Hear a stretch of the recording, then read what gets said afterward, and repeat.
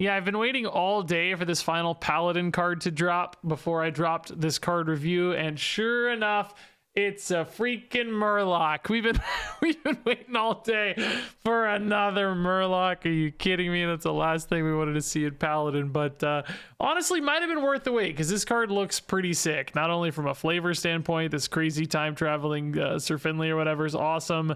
But I also think this card's really strong, maybe in Murloc Paladin and maybe beyond that as well. This is the Fins Beyond Time. This is a 2-mana 2/3 Murloc.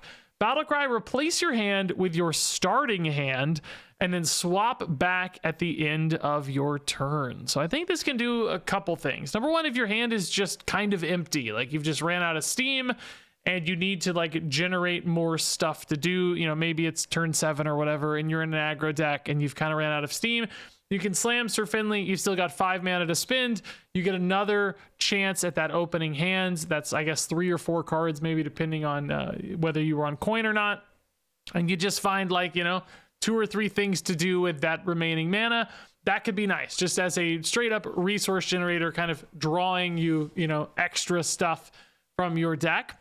Now, on top of that, sometimes, depending on what's in that opening hand, you could also get some really key cards that you're super excited to have multiple copies of, right? Some kind of big combo piece, some crazy value card. So I actually think slower decks could also run this and then just be mindful in their mulligan looking for some really key stuff. You know, you find some card like, oh my God, having 2 of these would be completely insane, totally game breaking. I can't believe I get 2 of my awesome legendary.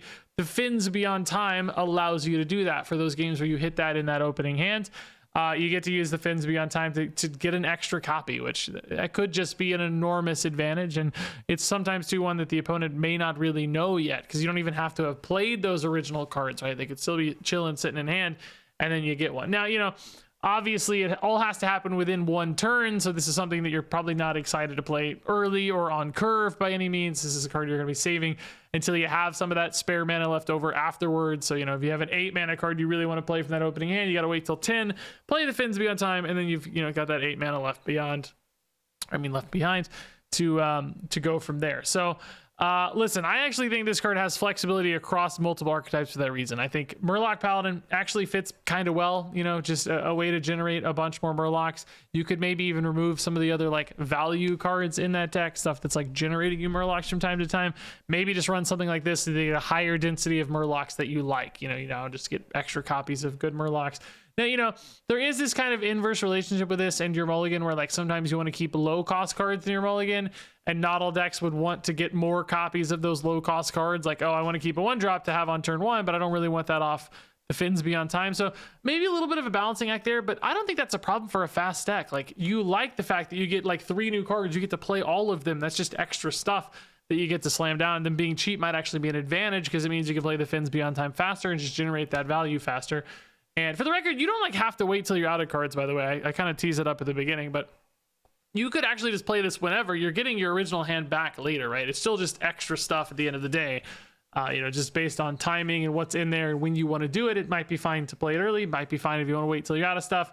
Few options here, basically, for the Fins Beyond Time. So ultimately, it just looks like a great way to generate stuff, and you like stuff, particularly that's in your deck. And often you like stuff that you keep in your mulligan too, because sometimes you don't just keep curve stuff, sometimes you keep high quality stuff. So all in all, I think this just looks really, really good. Yeah, and speaking of good cards, I think we've got another one here. In fact, probably not the last one in this video. Hardlight Protector, a new 2-drop for Paladin. It's a 2/1 mech, Divine Shield, Battlecry, restore 3 health to your hero, and give them Divine Shield. So this card's just doing a lot, man. It's a pretty solid body on turn 2. You just get it down, a little bit of a speed bump for opponents. That can also be a card that's nice for follow-ups. You know, give it a buff if you want. That stickiness from Divine Shield. There's probably even some Divine Shield synergies to consider as well, currently in standard and in the future. And it's a mech, so there's actually like magnetic and like mech synergies that could come into play again in the future as well. So a few nice things to build off of there just as a 2/1 Divine Shield. But then you've also got this defensive upside. You're restoring some health and giving your hero Divine Shield. So maybe playable on turn 2. Maybe you waste the health, you're sad, but you don't care. The Divine Shield's still nice. The body on board is nice, and then later this still has upside. You're like, hey, yeah, sure, it's turn 8, whatever. I'll just play this, get a little heal, get a Divine Shield again. Maybe that's disruptive, causes some friction for the opponent trying to hit my face, trying to kill me. And like ultimately, this card just does a lot at various stages of the game, which is often a really good sign that it's going to find some play. I think there's like actually aggressive decks that could maybe utilize this. Divine Shield synergies, mech decks, even like slower controller decks might find a home for this. Not that we've seen a lot of those in Paladin lately, but always something you have to keep in mind. So yeah, ultimately this card just pushes a lot of different stuff for only 2 mana, and that's a great sign. Moving on here to the Tank Engineer. This is a 4 mana 2/1 mech once again with Divine Shield. A lot of stuff coming together there. And Death Rattle summon a 7/7 tank with Divine Shield, which is that like Force Tank Max or whatever we used to have from the old days. But again, this is a pile of sticky stuff for only 4 mana. Particularly, you know, getting a 7/7 with Divine Shield is pretty nuts. Now, of course, it can take a little while to get that 7/7 out because you're playing this on turn 4. Your opponent is certainly not incentivized to kill it for you. They're going to be like, oh no, I don't want that to die. So you may not be able to attack with it until turn 5. That could pop the first Divine Shield. Then the opponent probably still doesn't kill it. So then you attack on turn 6 to kill the Tank Engineer off. That summons your 7/7, but then that 7/7, of course, wouldn't get to attack until turn 7. Is that right? My God, did I really? You play it on 4, you attack on 5. Yeah, turn 7, I guess, is when you might expect your 7/7 to actually be able to attack under normal circumstances. Now, of course, there might be other ways to force that a little bit where, you know, you have some activator or something, some way to kill this off. Of course, some possibilities there do exist. I'm already thinking about like the end of turn cube. You know, you play this on 4, the opponent doesn't kill it. You play your cube on turn 5. Where is that guy? Let's look up the cube guy. I don't remember his name. You guys know who he is. Isn't he in standard? Where is the cube guy? Maybe he's not called cube. What's he called? He's called Cubicle. There he is. The Carnivorous Cubicle, right? Like, okay, play this on 4. Play Cubicle on 5. It's like, yeah, you're maybe not that excited to get like another Tank Engineer back, but you are really excited to get a 7/7 with Divine Shield, and you're creating this little engine of sorts where they just got a lot of stuff to deal with. Speaking of a lot of stuff to deal with, leaving a 2/1 Divine Shield on board could be a risk for them. Like, you could have some follow-ups with buffs and stuff where suddenly this becomes a threat and this becomes punishing, and then they're like, oh crap, now I've got like multiple problems because I need to kill this, but then when I do that, like I've got another 7/7 hit me in the face.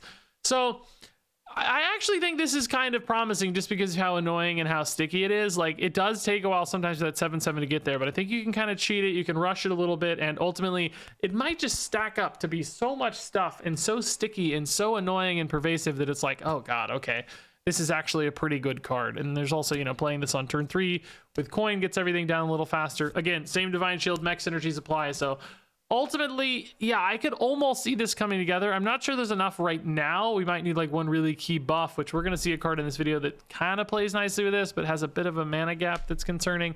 But ultimately, I still think this does have some promise. Hey, speaking of that other card, here is the PMM Infinitizer. This is a 6 mana 4/4 mech. Once again, battle cry here, set a friendly minion's attack and health to 8, but it can't attack heroes this turn. So like I was saying, right? Like, hey, we leave this down, the opponent doesn't want to deal with it, so they don't kill it off.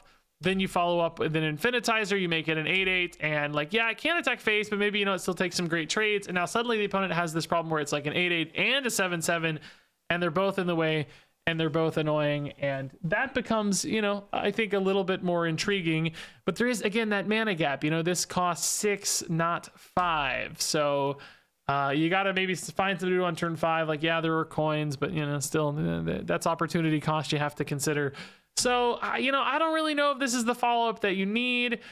Just in general too, for this guy, like, you know, if he could go face, I think this would be incredibly scary and very powerful, maybe too scary, frankly. You know, every little 1/1 left behind becomes a monster threat with that sort of play.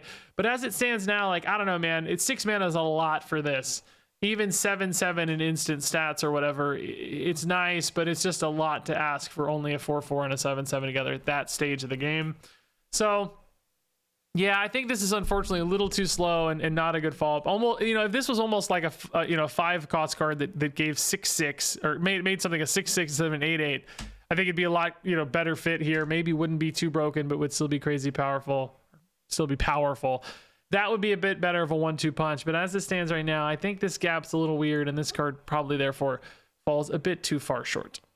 All right, next up here is Neon Innovation. This is a 3-mana holy spell. It discovers a Paladin mech from the past and then gives it +5/+5. So really low tempo here, right? This is just adding it to hand, which obviously, you know, +5/+5 is nice, but is that worth, you know, the delay here and the 3-mana overhead? I sure don't think so. I will also note that, like, yes, it's a discover, but there are still some really bad Paladin mechs from the past, and although they often do have pretty nice upside with like 5/5, because, you know, there's Divine Shields and Magnetic and stuff that could be interesting.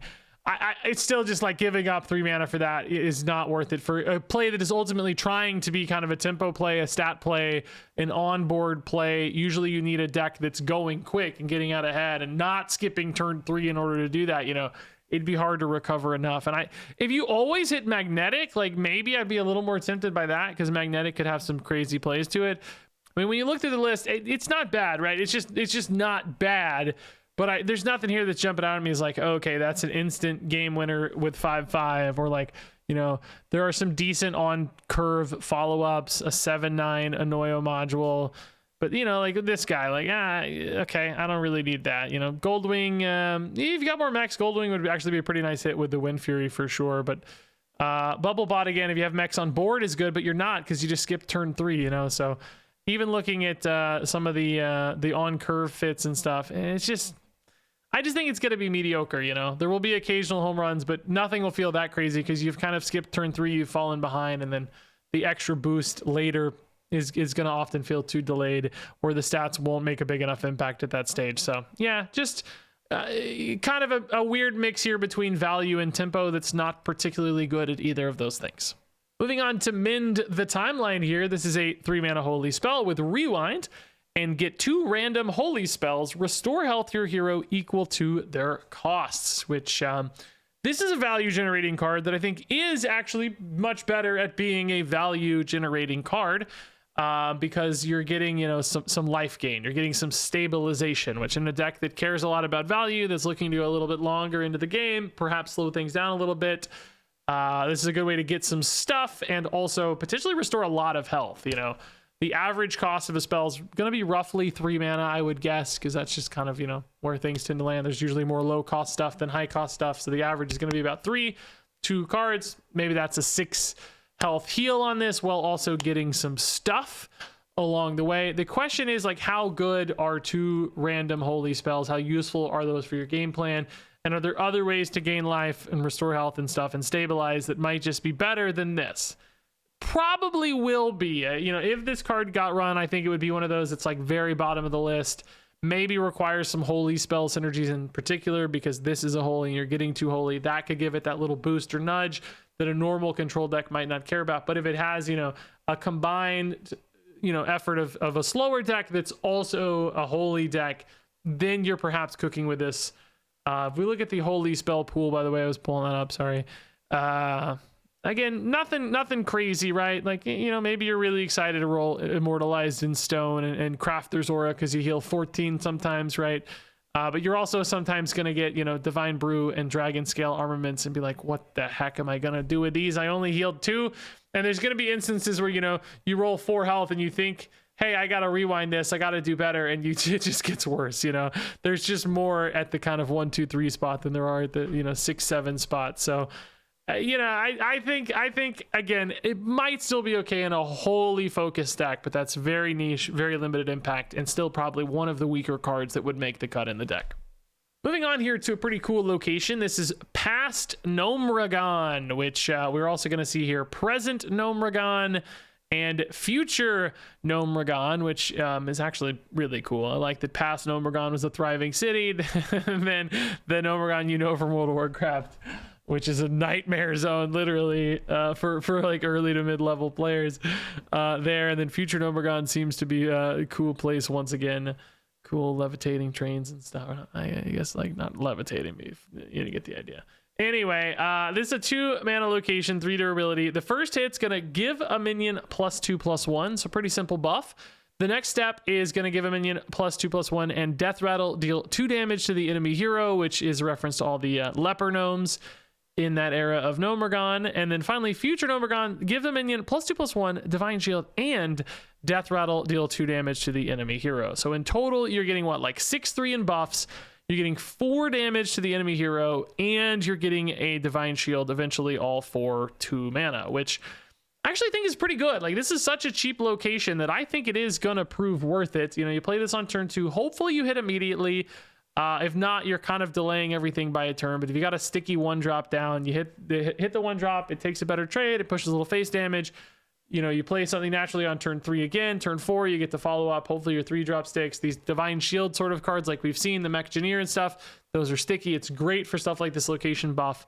That's really nice. And then, you know, eventually some extra chip damage, and that Divine Shield could be really nice on a target, you know, mid-game to late-game target as well. So I don't know. I think this is pretty solid. I think a deck that cares about pushing some aggression, cares about bodies on board, could utilize this. It's just a little bit of that risk of like, man, if I don't stick my 1-drop, if I don't hit a 1-drop, this becomes kind of bad on 2. And then if I'm not playing it on 2, is it too slow later that it falls off? I think an aggressive deck could still find a window for this, like on turn 5 or something. I just don't have a lot to do. I'm just happy to take the 2/1 buff. It's enough right now. And then, you know, maybe on turn 7, that Leopard over, that next buff is enough to kind of get there and make it worth it. So even if you don't always expect to go for all 3 durability, it's still fine in a pinch probably, because it's, again, only 2 mana. That's just not a big price to pay for something like this that has that upside. So sometimes a home run on turn 2, sometimes okay later, not a total disaster to be in hand, though, is my argument. So it'll probably be worth it for those moments where it does hit and feels really, really strong when you get it down early. So in other words, I think it's pretty good. Oh, and I guess just to recap, remember we did see some Paladin cards before. I wanted to show you these. These are all kind of the aura cards. Nothing about those changed, I think, based on what we saw today, and none of the new stuff really made those any better as far as I can tell either. So all that said, let's go ahead and rate these cards from 1 to 5 stars. The Fins Beyond Time is a 5-star card. Hard Light Protector is a 4-star card. Tank Engineer is a 4-star card. PMM Infinitizer is a 2-star card. Neon Innovation is a 2-star card. Mend the Timeline is a 3-star card. Past Gnomergon is a 4-star card. And yeah, I mean, I thought this first batch of Paladin cards was kind of weak. Like Manifest the Timeways sort of does its own thing well, but you know, wasn't in love with Gelbin. But I think this new batch is looking pretty good. I think there's actually some really, really powerful stuff to work with here. Some standout cards for sure. So yeah, rather promising little set from Paladin, which I'm not sure they're the class that needed a super promising set, particularly not a 5-star Murloc, but hey, that's where we're at. So share your thoughts on these cards down below. Thanks much as always for watching, and until next time, game on.